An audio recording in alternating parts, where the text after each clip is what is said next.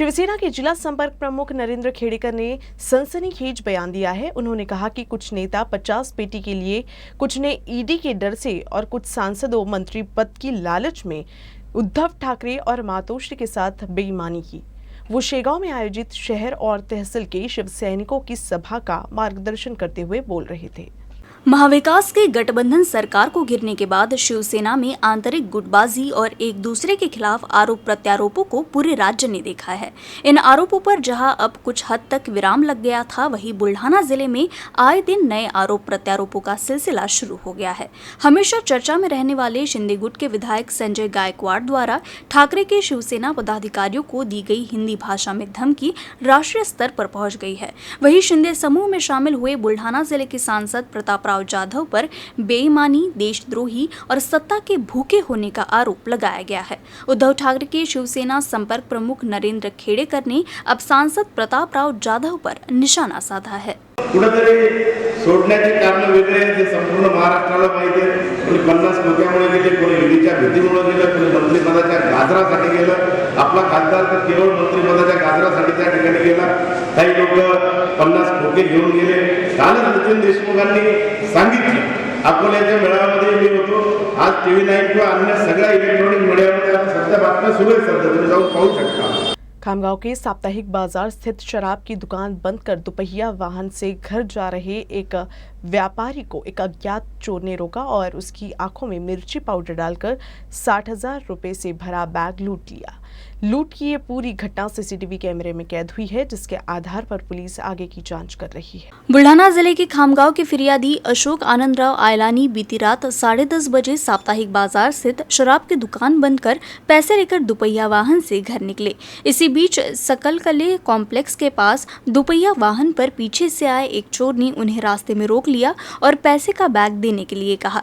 जब फिरियादी ने मना किया तो उसने अपनी जेब से मिर्च पाउडर निकालकर फिरियादी की आंखों में फेंक दिया और उनके हाथ पर चाकू से वार कर 60,200 रुपए की बैग लेकर फरार हो गया। इस घटना से शहर में हड़कंप मच गया है। फिरियादी ने शहर पुलिस थाने में इसकी शिकायत दर्ज कराई। शिकायत के आधार पर पुलिस ने अज्ञात चोर के खिलाफ मामला दर्ज कर लिया है और चोर की तलाश कर रही है। शहर में चोरी की घटनाएं बढ़ती जा रही है, जिससे नागरिकों में भय का माहौल बना हुआ है। महाराष्ट्र से गुजरात गई फॉक्सकॉन वेदांता परियोजना को महाराष्ट्र में वापस लाने के लिए साथ ही अन्य मांगों को लेकर शिंदे फडणवीस सरकार का विरोध करते हुए बुल्ढाना में राष्ट्रवादी युवक कांग्रेस की ओर से जिलाधिकारी कार्यालय के समक्ष नारेबाजी की गई। वहीं शेगांव में महिला राष्ट्रवादी कांग्रेस की ओर से रास्ता रोका किया गया। बारिश से किसानों को भारी नुकसान हुआ है, इसलिए गीला सूखा घोषित कर किसानों को 50,000 रुपए प्रति हेक्टेयर राहत के तौर पर दिए जाए। महाविकास आघाड़ी सरकार द्वारा दिए गए कार्य प्रतिबंध को तुरंत हटा देना चाहिए। फॉक्सकॉन वेदांता परियोजना महाराष्ट्र में लाई जाए। पेट्रोल, डीजल, गैस की कीमतें और महंगाई को कम करने व अन्य मांगों को लेकर मंगलवार को बुल्ढाना में जिलाधिकारी कार्यालय के समक्ष विरोध प्रदर्शन कर नारे लगाए गए। तो वहीं शेगांव में महिला राष्ट्रवादी कांग्रेस की ओर से रास्ता रोको आंदोलन किया गया। भाजप सरकारने दरवर्षी दीड कोटी मुलांना रोजगार देऊ असं आश्वासन दिलं होतं, परंतु ते आश्वासन तर त्यांनी पाळलंच नाही। परंतु या महाराष्ट्रातील बेरोजगार युवकांसाठी वेदांत फॉक्सकॉन हा एक प्रकल्प वरदान ठरणार होता। जवळपास 1.5 लाख मुलांना त्या ठिकाणी रोजगार मिळणार होता, परंतु तो प्रकल्पसुद्धा या शिंदे सरकारनं, फडणवीस सरकारनं हा मोदी शहांना खुश करण्यासाठी त्या गुजरातमध्ये तो पाठवला आणि इथल्या युवकांच्या प्रती त्यांनी एक घोर त्या युवकांची नाराजी केली। राष्ट्रवादी युवक काँग्रेस पार्टीच्या वतीनं या ठिकाणी आंदोलन करण्यात आलं। त्यासाठी आम्ही फादर बॉडीच्या वतीनं त्यांना पाठिंबा देतो आणि लवकरात लवकर हा जो प्रकल्प त्या ठिकाणी गेला आहे, खऱ्या अर्थानं शिंदे सरकारने त्यांची आहे ती ताकद दाखवून महाराष्ट्रातील या बेरोजगार युवकांसाठी हा प्रकल्प पुन्हा परत महाराष्ट्रात आणावा अशी त्यांना विनंती करतो। चिखली के अमोना गांव में 10वीं कक्षा में पढ़ने वाली 16 वर्षीय नाबालिग छात्रा का अपहरण और बलात्कार करने के आरोप में आरोपी युवक को 10 साल की और उसके दोस्त को 5 साल की सजा सुनाई गई है। जिला व सत्र न्यायाधीश RN मेहरे ने ये फैसला सुनाया। 22 अप्रैल 2017 को चिखली गांव के अमोना गांव की एक नाबालिग लड़की की अंधेरा थाने में गुमशुदगी की शिकायत दर्ज कराई गई थी। 10वीं कक्षा में पढ़ने वाली यह किशोरी घर नहीं लौटी थी। हर जगह उसकी तलाश करने पर जब वह नहीं मिली, उसके बाद उसके पिता पुलिस थाने पहुंचे। इस बीच गांव में ही रहने वाला विष्णु रामकिशन भोसले भी गांव में नहीं था। कुछ देर बाद किशोरी के फोन पर संपर्क किया गया तो आरोपी विष्णु ने कॉल उठाया और साफ कहा कि उसने लड़की का अपहरण किया है। उसके बाद आरोपी विष्णु भोसले को ट्रेस कर गिरफ्तार कर लिया गया। जांच के दौरान आरोपी कल्याण आटोले ने पीड़िता के अपहरण में आरोपी विष्णु भोसले की मदद करने की बात सामने आई।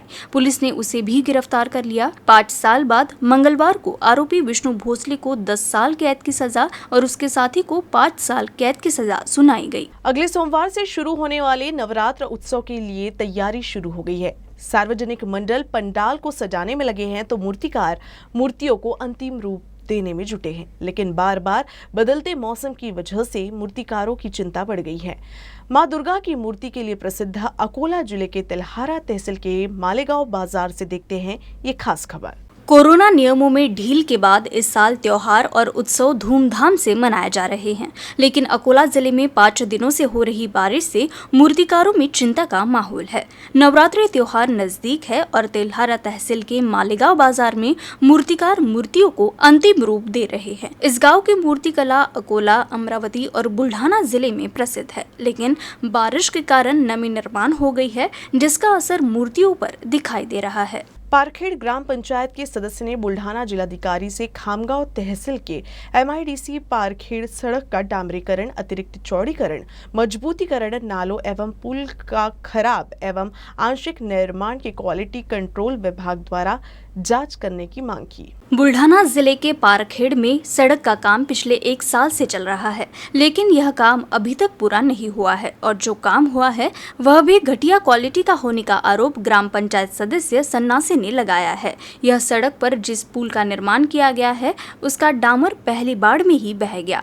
इस कारण पुल के पास बड़े बड़े गड्ढे भी पड़ गए हैं, जबकि गांव के पास की सड़क का काम अधूरा छोड़ दिया गया है।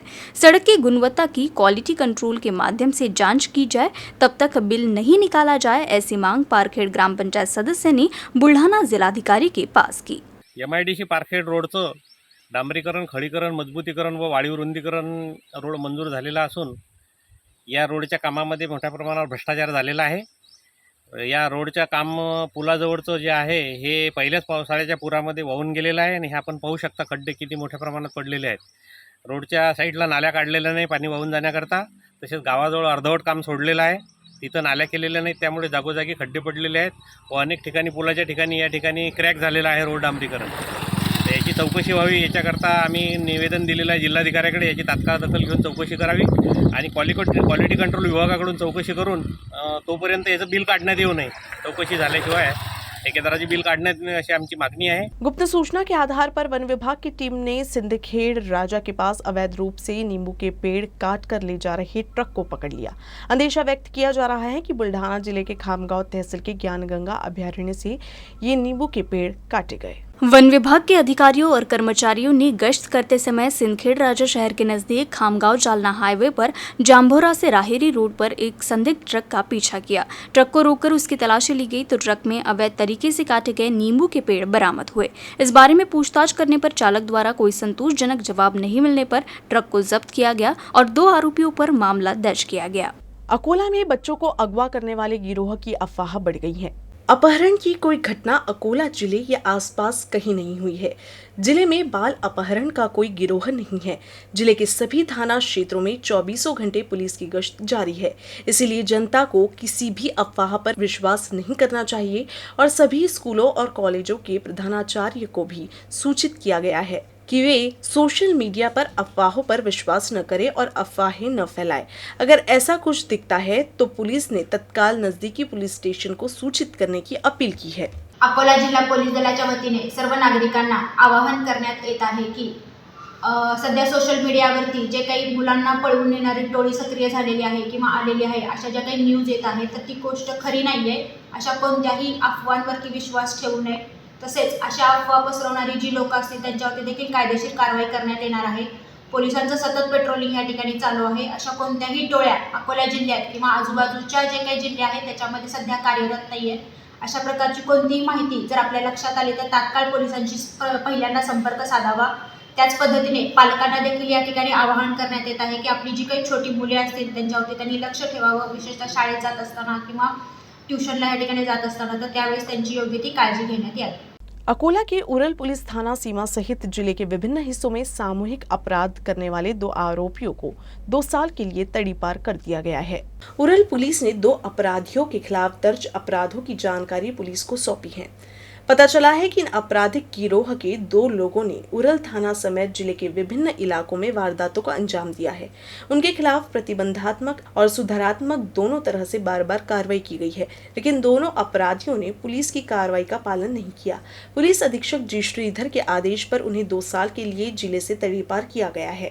अकोला में अब तक पुलिस अधीक्षक के आदेश पर जिले से 159 से अधिक गिरोहों को तड़ीपार किया जा चुका है. अकोला के अंबेडकर नगर में पड़ोसी युवक द्वारा 7 साल के बच्चे से अनैसर्गिक कृत्य किए जाने का मामला सामने आया है. पुलिस ने युवक के खिलाफ मामला दर्ज कर लिया है. लड़के की मां की ओर से दर्ज कराई गई शिकायत के मुताबिक उसका बेटा घर के बाहर खेलने गया था. सुबह करीब 11 बजे पड़ोस के घर से बच्चे के रोने की आवाज सुनकर लड़के की मां पहुंची. घर के एक कमरे का दरवाजा बंद कर आरोपी लड़का बच्चे को अप्राकृतिक प्रताड़ना करता नजर आया. लड़का दौड़कर मां के पास आ गया और आरोपी द्वारा उसके साथ की गई हरकत के बारे में बताया. मां की शिकायत के मुताबिक सिविल पुलिस ने आरोपी के खिलाफ भांतवी कलम 366 पॉक्सो एक्ट की उपधारा 3 और 4 के तहत मामला दर्ज किया है. अकोला जिला परिषद अध्यक्ष पद के लिए आरक्षण के ड्रॉ की प्रक्रिया इसी सप्ताह होने की संभावना सूत्रों ने जताई है. वरिष्ठ अधिकारियों ने ये भी संकेत दिए हैं कि इसे जल्द ही अंतिम रूप दे दिया जाएगा. जुलाई में जिला परिषद के पदाधिकारियों को अगले 3 महीने के लिए सेवा विस्तार दिया गया. 2020 में हुए चुनाव में वंचित ने अपने दम पर लड़कर सबसे ज्यादा 23 सीटें जीती थी. शिवसेना 13, बीजेपी 7, कांग्रेस, राष्ट्रवादी कांग्रेस 3 और 3 जगह पर निर्दलीय जीते. अध्यक्ष उपाध्यक्ष के चुनाव के दौरान भाजपा ने सदन से बहिर्गमन किया और वंचित की जीत हुई. अध्यक्ष उपाध्यक्ष का कार्यकाल 17 जुलाई को समाप्त हो गया. हालांकि चुनाव स्थगित होने के कारण कैबिनेट की बैठक में मौजूदा अध्यक्ष और उपाध्यक्ष का कार्यकाल 3 महीने बढ़ाने का फैसला लिया गया. वर्ष 2000 से अब तक जिला परिषद अध्यक्ष का कार्यकाल दूसरी बार बढ़ाया गया है. नवरात्रि का त्योहार हर किसी के लिए खास होता है. इसके लिए तैयारी शुरू कर दी गई है. मंडल और मंदिर में साज सज्जा का कार्य किया जा रहा है. भक्त भी देवी के दर्शन के लिए बेताब है. अकोला जिले में देवी के कई प्रसिद्ध मंदिर है. अकोला एसटी महामंडल नवरात्रि उत्सव के दौरान एक विशेष सेवा की योजना बना रहा है ताकि भक्तों को इसका लाभ मिल सके और भक्त एक ही दिन में 5 देवी के दर्शन कर सकेंगे. दुर्गा चंडिका देवी दर्शन सेवा 26 सितंबर से शुरू हो रही है. चंडिका देवी के दर्शन के बाद एसटी महामंडल द्वारा सोमवार 26 सितंबर से अकोला से विशेष देवी दर्शन बसें रवाना की जाएगी. पुरानी बस स्टॉप से सुबह 8 बजे से रवाना होगी और सुबह 8:35 पर बालापुर स्थित बाला देवी मंदिर पहुंचेगी. वहां बाला देवी के दर्शन के बाद बस सुबह 9:20 पर रवाना होगी और सुबह 10 बजे पातुर स्थित रेणुका माता मंदिर पहुंचेगी. रेणुका माता के दर्शन के बाद सुबह बस 10:50 पर रवाना होगी और 11:20 पर राजनखेड़ होते हुए इंद्रायणी देवी पहुंचेगी. इस स्थान पर श्रद्धालु देवी के दर्शन करेंगे और खाने के लिए ब्रेक लेकर दोपहर 12:50 पर डोनाट से असर माता देवी के दर्शन के लिए रवाना होगी. नवरात्र उत्सवानिमित्त अकोला एक आघाडीमार्फत 5 देवींचे दर्शनासाठी राप महामंडळाने दिनांक 26 सप्टेंबर 2022 पासून ते 5 ऑक्टोबरपर्यंत विशेष बस सेवा सुरू करण्यात आली असून भाविकांनी या संधीचा लाभ घेण्यात यावा. तसेच 44 जणांचा ग्रुप असल्यास खास बस सोडण्यात येईल. या विशेष बस सेवेसाठी मोठ्या प्रवाशांसाठी 260 रुपये व लहान तसेच ज्येष्ठ नागरिकांसाठी 130 रुपये प्रवास भाडे आकारण्यात येईल. 26 सितंबर से 4 अक्टूबर तक अकोला के मुंगीलाल विद्यालय परिसर में गरबा महोत्सव का आयोजन किया जा रहा है। समिति के हरीश लखानी ने प्रेस वार्ता कर गरबा उत्सव की जानकारी दी। मुंगीलाल विद्यालय परिसर में 26 सितंबर को घट स्थापना के दिन शाम 7 बजे गरबा महोत्सव का उद्घाटन किया जाएगा। फूड जोन, इलेक्ट्रिकल और साउंड सिस्टम त्योहार के आकर्षण है। इस साल भी गरबा में कई आकर्षक पुरस्कार दिए जाएंगे। साथ ही सर्वोत्कृष्ट गरबा खेलने वाली महिलाओं, लड़कियों को भी पुरस्कार दिए जाएंगे। सर्वसमावेश महोत्सव के लिए समिति की ओर से IMA, rotary Lions club, interval समेत कई धर्मार्थ सामाजिक संगठनों को आमंत्रित किया जाएगा। इस अवसर पर समिति अध्यक्ष वालजी पटेल, महिला मंडल अध्यक्ष शीतल रूपारेल, दिलीप सोनी, आशीष वखारिया सहित अन्य पदाधिकारी उपस्थित थे। न्यूज रूम से बस इतना ही। खबरों का सिलसिला यूं ही चलता रहेगा। अब देखते रहिएगा UCN न्यूज अकोला।